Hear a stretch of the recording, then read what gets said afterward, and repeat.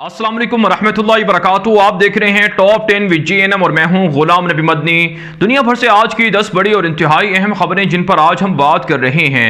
नाज़रीन किराम, आज 21 सितंबर 2020 है और आज दिन है पीर का। ये टॉप 10 विद GNM का दोपहर का बुलेटिन है। खबरों का सिलसिला शुरू कर लेते हैं। जो आज की पहली बड़ी खबर है ये मकबूजा कश्मीर से है। नाज़रीन किराम, मकबूजा कश्मीर के अंदर मोदी की दहशत गर्दी जारी है। इसराइल तर्ज के यहूदी प्लान पर अमल तेजी से जारी है।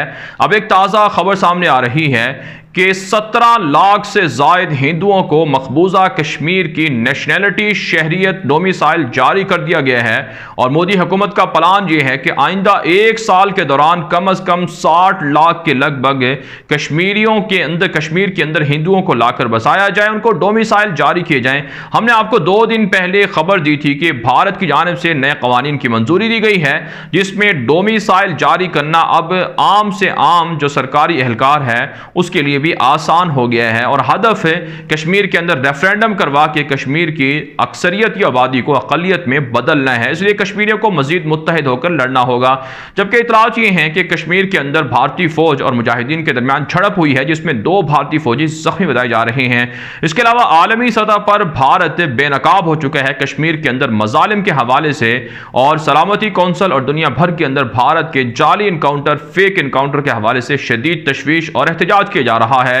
जबकि नाज़रीन काम मोदी हुकूमत अवामी वसाइल को लूट कर पड़ोसी मुल्कों के अंदर सर्फ कर रही है और प्रॉक्सी वार के नाम पर अवाम के वसाइल को खर्च किया जा रहा है। मालदीव को कहा जाता है कि $250 मिलियन से जायद की इमदाद मोदी ने दे दी है ताकि मालदीव भारत के साथ रहे। लेकिन हकीकत यह है कि मोदी ने भारत का पैसा न सिर्फ अफगानिस्तान के अंदर बल्कि ईरान के अंदर, नेपाल के अंदर भी जाया किया है। इस वक्त सूरत हाल यह है कि भारत के अंदर लोग सड़कों पर हैं, मुजाहरे कर रहे हैं। आगे बढ़ लेने काम जो आज की दूसरी बड़ी खबर है यह अफगानिस्तान से है।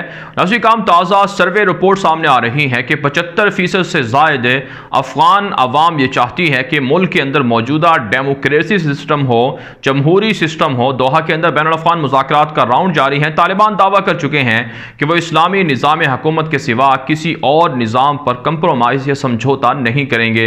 ऐसे में काबुल हुकूमत ने एक सर्वे रिपोर्ट जारी करवाई जिसमें कहा गया है कि 75% आवाम वो जमहूरी निज़ाम को चाहते हैं, इस्लामी निज़ाम हुकूमत को नहीं चाहते। तालिबान ने इस रिपोर्ट को मुस्तरद किया है और कहा है कि यह मनगढ़ंत रिपोर्ट है, ऐसा कुछ भी नहीं है, बल्कि आवाम की अक्सरियत तालिबान के साथ है और वह इस्लामी शरी निज़ाम हुकूमत ही चाहते हैं।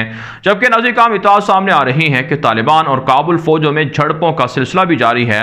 कुंदूज के अंदर तालिबान के नाम पर जो काबुल फ़िज़ाइया ने बमबारी की उसमें आम शहरियों की हलाकत की तस्दीक अब खुद काबुल इंतज़ामिया ने भी कर दी है, जिस पर अक़वाम मुत्तहिदा और दीगर जो इदारे हैं उनकी जानिब से काबुल हुकूमत पर शदीद मजम्मत की गई है और कहा है कि क्यों वो निहत्ते शहरियों को तालिबान के नाम पर मार रही है।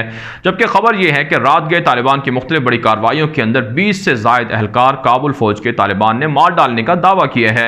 आगे बढ़ लेते हैं जो आज की तीसरी बड़ी खबर है यह चीन और भारत के दरमियान जंग और तनाज़े के हवाले से है। नाज़रीन काम, चीन और भारत के दरमियान जो तनाज़ा है वो बढ़ता ही जा रहा है और भारत अपने पड़ोसी मुल्कों के साथ इत्तेहाद करके कोशिश कर रहा है चीन असर और रसूख को कम करने के लिए। अक्टूबर के अंदर टोक्यो में, जापान के अंदर जो भारत के इत्तेहादी हैं उनकी मुलाकात होने जा रही है जिसमें भारत, ऑस्ट्रेलिया, जापान और अमेरिका वगैरह शामिल हैं जो साउथ चाइना सी के अंदर और इंडियन ओशन के अंदर और इसी तरह से जो भारतीय सरहदों पर चीनी असर और रसूख उसको कम करने के लिए गौर फिक्र करेंगे।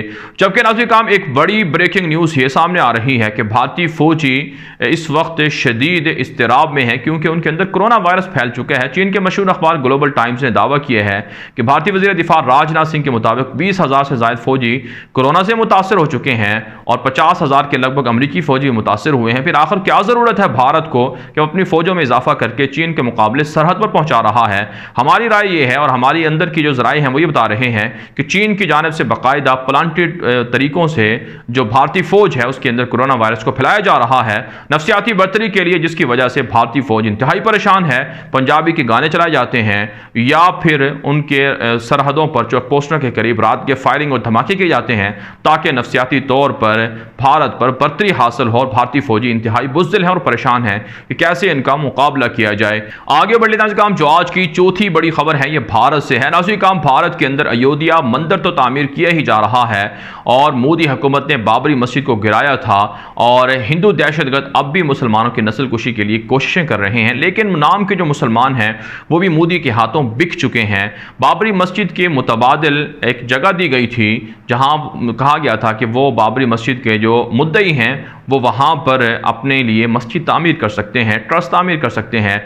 इस हवाले से जो वहाँ के ज़िम्मेदार हैं उन्होंने कहा है कि अब जो नई मस्जिद बनाई जाएगी उसका नक्शा या उसकी शेप जो है वो आम मस्जिदों की तरह, रिवायती मस्जिदों की तरह नहीं होगी और ना ही किसी किंग या मुसलमान बादशाह के नाम पर उसका नाम रखा जाएगा, बल्कि उसका नाम गालिबन धनीपुर उसका नाम रखा जाएगा, बाबरी मस्जिद नहीं होगा। इससे वाज़ेह होता है कि बाबरी मस्जिद की शनाख्त को मिटाने के लिए मोदी हुकूमत इन लोगों को भी खरीद चुकी है ताकि वो बाबरी मस्जिद का नाम मुसलमानों की आने वाली नस्लों के जहनों से निकाल सके। लेकिन तारीख में लिखा जा चुका है कि जहां राम मंदिर बन रहा है वही तब बाबरी मस्जिद की जगह है और वहीं पर मुसलमान बाबरी मस्जिद को तामीर करेंगे और वहीं पर मुसलमानों को ही बाबरी मस्जिद को तामीर करना चाहिए और जो लोग ऐसे गद्दार और मुनाफिक हैं उनके खिलाफ मुसलमानों को खड़ा होना चाहिए। आगे बढ़े आज काम जो आज की पांचवीं बड़ी खबर है ये नाज़रीन काम इसराइल और यूएई और बहरीन के डील के हवाले से रूस का मौक़िफ़ सामने आ रहा है।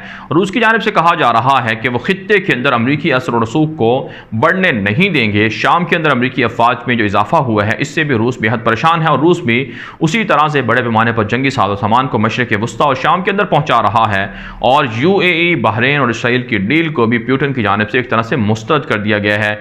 अब एक और खबर सामने आ रही है कि मुख्तलिफ अमरीकी और यूरोपीय छोटे छोटे ममालिक को इसराइल कायल कर रहा है कि वह अपने सफारत खाने तेल अवीव से बैतुल मुक़द्दस की तरफ मुंतकिल करे। इसी हवाले से एक अमरीकी मुल्क है होंडुरास, गालिबन उसका नाम है, उसने अपने सफारत खाने को तेल अवीव से बैतुल मुक़द्दस मुंतकिल करने का मंसूबा बनाया है, जबकि फ़लस्तीनियों के दरमियान और इसराइलियों के दरमियान झड़पों का सिलसिला भी जारी है और फ़लस्तीनी अपनी आज़ादी के लिए और मस्जिद अक्सा पर किसी भी सूरत हमला को बर्दाश्त नहीं करेंगे। और साथ साथ खबर यह भी है कि फ़लस्तीन के सदर महमूद अब्बास पर प्रेशर बढ़ रहा है कि वाशिंगटन से बातचीत करें और इसराइल के साथ मामलात को, ताल्लुकात को मामूल की सतह पर लाएं।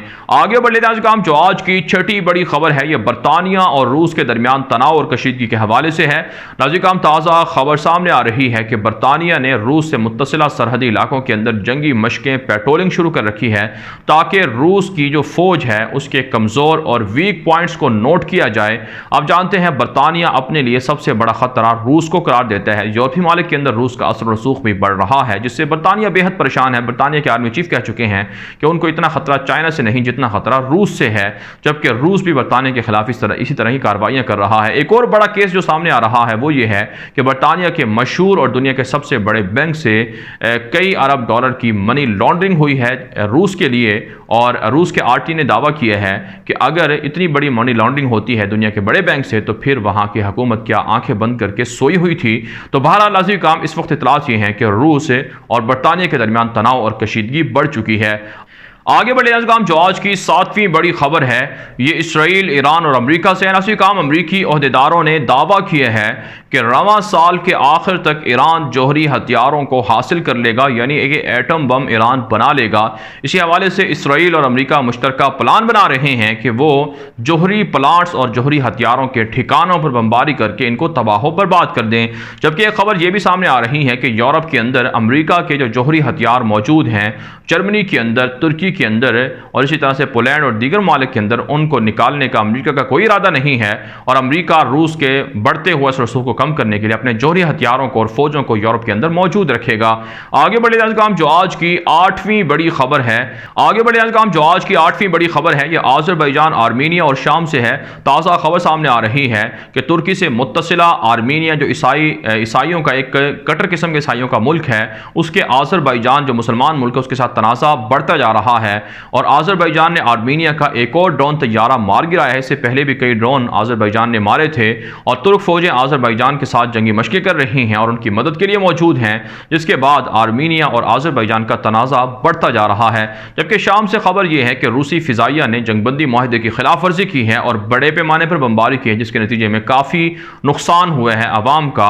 और तुर्की ने इस हवाले से रूस को खबरदार किया है कि वो निहत्थे शहरियों पर हमले ना करे, जबकि रूस ने दावा किया है कि वहां दहशतगर्दों के पास कीमियाई हथियार मौजूद हैं, इस वजह से उन पर हमले किए जा रहे हैं। आप जानते हैं बशार अल असद को बचाने के लिए रूसी फौजें और इसी तरह से ईरान के जंगजू मौजूद हैं, लेकिन तुर्क फौजें भी वहां शाम के मुसलमानों की मदद करने के लिए तैयार और बैठी हुई हैं। आगे बढ़ लेते काम जो आज की 9वीं बड़ी खबर है, ये नाज़रीन काम बेलारूस से और इसी तरह से ईरान से है। नाज़रीन काम ताज़ा खबर सामने आ रही है कि ईरान पर अमरीकी पाबंदियों के बाद ईरानी जो करेंसी है वो इंतहाई गिरावट का शिकार हो चुकी है। ईरानी रियाल डॉलर के मुकाबले में इतना कमज़ोर हो चुका है कि $1 की कीमत तकरीबन $3.25 लाख बनती है। 2,75,000 ईरानी रियाल के मुकाबले में $1 हो चुका है, जिसकी वजह से ईरान के अंदर गुर्बत और महंगाई में भी इजाफा देखा जा रहा है, जिस पर ईरान की जानिब से अमरीका पर शदीद तनकीद भी की गई है। इसके अलावा बेलारूस से खबर यह है कि वहाँ पिछले 1.5 महीने से मुजाहिरे जारी हैं और इन मुजाहिरों में जो वहाँ के डिक्टेटर सदर हैं उनको हटाने का मुतालबा है। ज़्यादातर बेलारूस की ख़वातीन मुजाहिरों में शामिल हैं और उनको गिरफ्तार भी किया जा रहा है, जिस पर यूरोपीय मालिक और अमरीका शदीद तनकीद भी कर रहे हैं।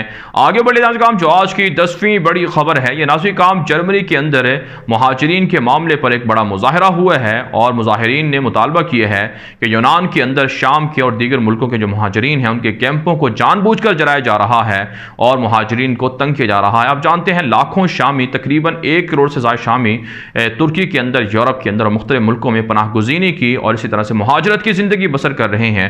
इस हवाले से जर्मनी के अंदर मुजाहिरीन ने मुतालबा किया है कि इन मुहाजिरीन पर जुल्म ना किया जाए, अक़वाम मुत्तहिदा नोटिस ले। आप जानते हैं इंसानियत के कातिल और दहशतगर्द यूरोपीय मालिक पहले शाम के मुसलमानों को कत्ल करते हैं, फिर जब वो पनाह के लिए तरसते हैं तो वो समंदरों के अंदर डूब कर उन्हें मार देते हैं या फिर अपने मुल्कों के यहाँ उन्हें कैंपों में रखते हैं, फिर उनके कैंपों को आग लगा दी जाती है। यूनान के अंदर सबसे ज़्यादा मुहाजिरीन को इंतहाई बुरे मसाइल का, बुरे हालात का सामना है। बहरहाल नाज़रीन काम दुनिया भर से थी आज की 10 बड़ी खबरें। इन खबरों के हवाले से आपकी क्या राय है? अपनी राय कमेंट के जरिए से जरूर हम तक पहुंचाएं। मजीद खबरों के लिए आप हमारे ट्विटर अकाउंट दुनिया मेरे आगे और गुलाम नबी मदनी फॉलो कर सकते हैं। आज के लिए इतना ही, इजाजत दीजिए। अल्लाह हाफिज।